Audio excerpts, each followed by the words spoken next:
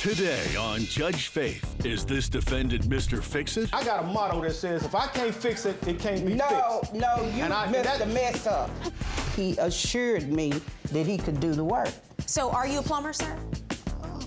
I do plumbing. You thought about that like you're not sure? Yeah, I'm basically sure I do plumbing. What does basically sure mean? And later, this truck driver admits fault. I had right of way, and Mr. Brandon hit the left front quarter panel of my car. Do you dispute any of that? No, ma'am. But still hasn't paid what he owes. What is the issue? Why are we here? Because I've never seen a copy of this estimate. I just didn't want to send her money willy-nilly so she can do whatever she wants to, as I wanted to repair her car. You may never see the estimate. And if you want to contest it, this is what happens. You have to come to court. Faith Jenkins. Her distinguished legal career began when she graduated first in her law school class. She quickly became a tough New York City prosecutor, and then a preeminent legal analyst on cable news. And now she's the judge in her own courtroom. Her cases are real, and her rulings are final. She is Judge Faith. Plaintiffs Marjorie Warren and her niece Elizabeth NOEL are suing the man they hired to replace a leaky shower. They claim he did a terrible job and overcharged them. They are seeking $3,500. Defendant Cedric Richardson says the plaintiffs were satisfied with the job until they realized someone else could do the job for less money. Remain seated and come to order. Court is now in session. The Honorable Judge Faith Jenkins presiding. Your Honor, we have Warren NOEL versus Richardson. Thank you, Barbara. Marjorie Warren? Yes. And Elizabeth NOEL? Yes. You were suing the defendant Cedric Richardson for $3,500 you want to be refunded for a shower repair he did in your home. And how do you know Mr. Richardson? I met Mr. Richardson in 2012, I believe. I had him to do some work for me at my daycare center, and he always done a good job. What kind of work did you have him do for you? He did electrical work. Okay, well, is he a plumber? Well, he had given me a card stating that he did a lot of different things. So in 2014 of July, my niece needed some work done. So I put So did the card state that he did plumbing work? That he did plumbing, electrical work, just all kinds of work. Are you a plumber, sir? I do plumbing.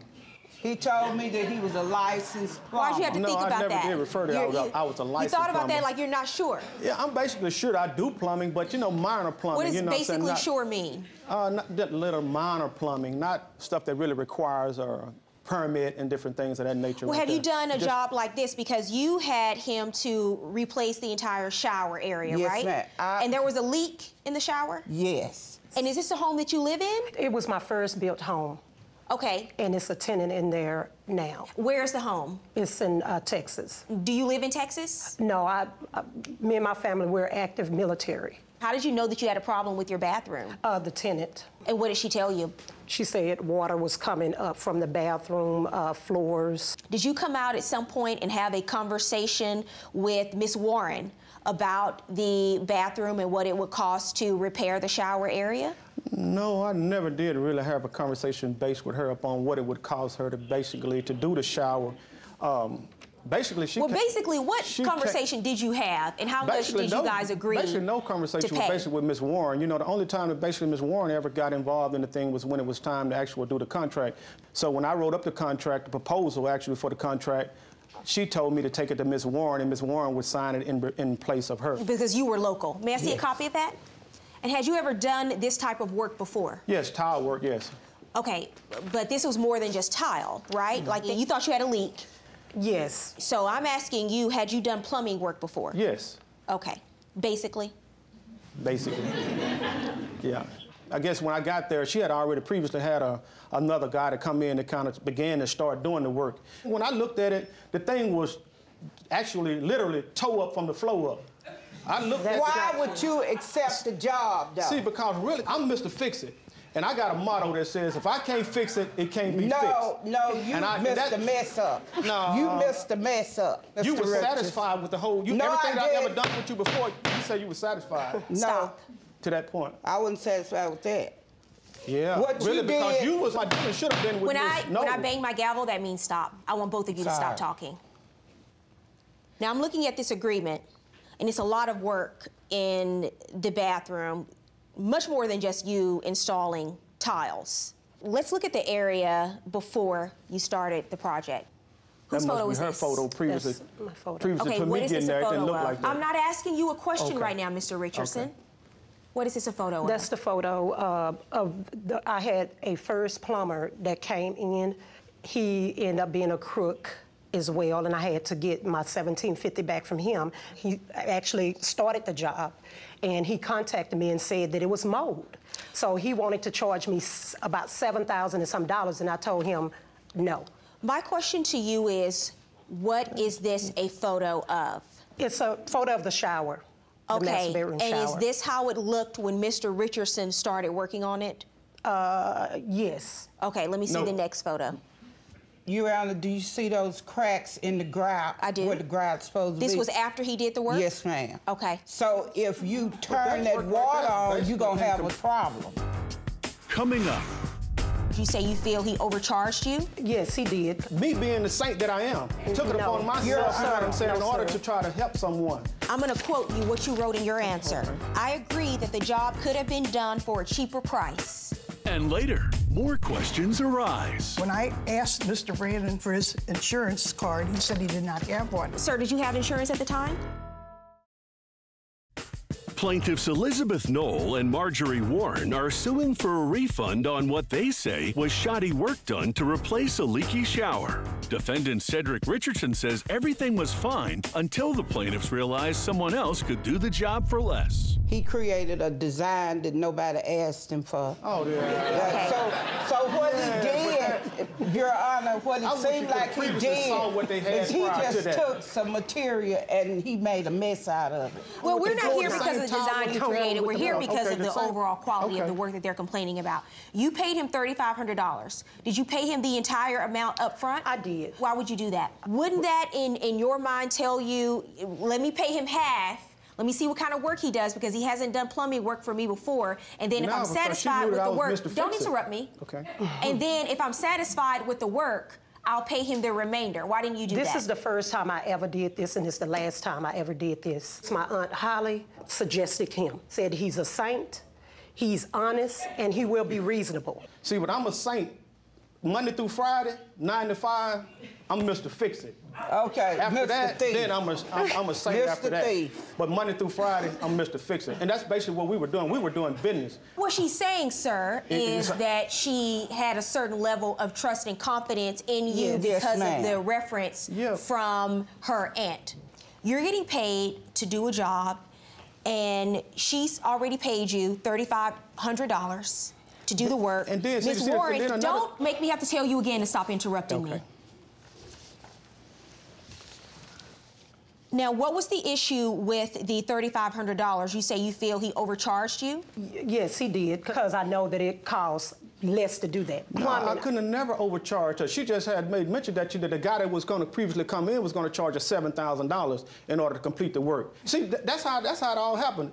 Me being the saint that I am. No. Took it upon myself, you know what I'm saying, in order to try to help someone. But you said in your complaint you could have done it for less. No, I couldn't have never done it for less because the first guy was going to do it for $3,500. You told when he previously came in and looked at the job. Sir, I'm going to quote you what you wrote in your answer. Okay. I agree that the job could have been done for a cheaper price. I just agreed to charge her the original price that the other guy had charged her. This was your answer. Well, when you look at the work, now, it could have been. I mean, you could charge somebody whatever price you really choose to charge them, you know. She had already received an estimate in order to get the job done for $3,500. Yeah. I went on to agree with it. Basically, if I probably would have went in and actually took the bid from the job from the beginning, I probably could have charged her less. But I didn't really realize the amount of work that was really needed. But the previous contractor that came in. Yeah, I didn't do no plumbing. So what happened with did you find a leak? What was the issue with the leak? It wasn't no leak. There you go. It never was a leak. $3,500. I want to hear from you what work you did for $3,500. I mean, I had those pictures to show the work that I did. I want you to tell me. I took the pan out, because initially from the beginning, she said the leak was coming from the drain pan according to what the first contractor came in and told her. So I told her that I would remove the drain pan. I tore down all that installation, all that mold damage I removed. Previously, there was sheetrock in the house. That's basically why the leak even presented itself from the beginning, due to the fact that over time, the tiles, they get those little tiny microscopic holes that you just saw in the picture right there, and water has the ability to be able to go between there, and then that's what's actually what was coming down the wall. It had not anything to do with a leak.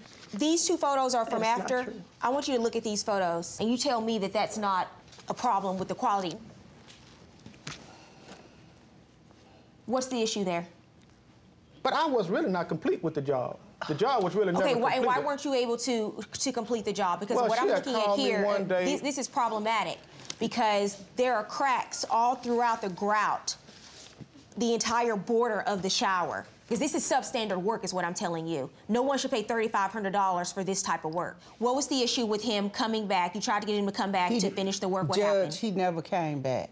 I went to meet with him and the tenant. No show for him. Yeah, I left. So he been dodging from that point on. I ain't never dodged. His excuse for not finishing the job, he said that he couldn't find a door to fit. You never put the door on the shower. And she submitted text messages, and I reviewed those text messages. She's paid you $3,500, and you're asking her to do research online to try to find a door for the shower. Her door. Why is that her job? All the local stores. You're Mr. Fix-It. Why are you asking her to fix that? You're Mr. Fix-It. Why can't you find the door to the shower? Why is that her responsibility? See, because after that door wouldn't fit, I didn't really take on the responsibility of me basically finding a door in order to fit. That's your job, sir. She's paid you $3,500. How do you build a shower without a door? Coming up. After the original door wouldn't fit, I didn't think... Whose problem is that? Mr. Fix-It? It's the original door. It's not my fault. And later. I'm a truck driver by trade. Now she's messing with my livelihood. No, she's not messing with your livelihood, sir. You're driving around with no car insurance. Plaintiffs Elizabeth Noel and Marjorie Warren are suing for a refund on what they say was shoddy work done to replace a leaky shower. Defendant Cedric Richardson says everything was fine until the plaintiffs realized someone else could do the job for less. I was going to use the original door that was there. And after the original door wouldn't fit, I didn't think... Whose problem is that? Mr. Fix-It? It's the original door. It's not my fault because the original door wouldn't fit. Okay, I've heard enough. Based on the testimony I've heard today and the evidence that I viewed in these photos, you were out of your league with this job. You took a job. You think you're Mr. Fix-It, and you're probably a jack of all trades and a master of none. That's my impression of you. And when I hear you say that you redesigned the shower, rebuilt the shower, and the door wouldn't fit, you want her to go out and research to find a new door because the door won't fit. You rebuilt the shower. This is not her problem. This is your problem. If you're Mr. Fix-It, then you fix it. That's what you do. You solve problems. So I'm going to tell you basically what you have to do with this situation. Basically, you're going to have to refund a significant portion of the money that they paid you. So you're suing for $3,500, a full refund. I am going to credit him $1,000 for labor and order him to refund you $2,500. Verdict for the plaintiff, $2,500.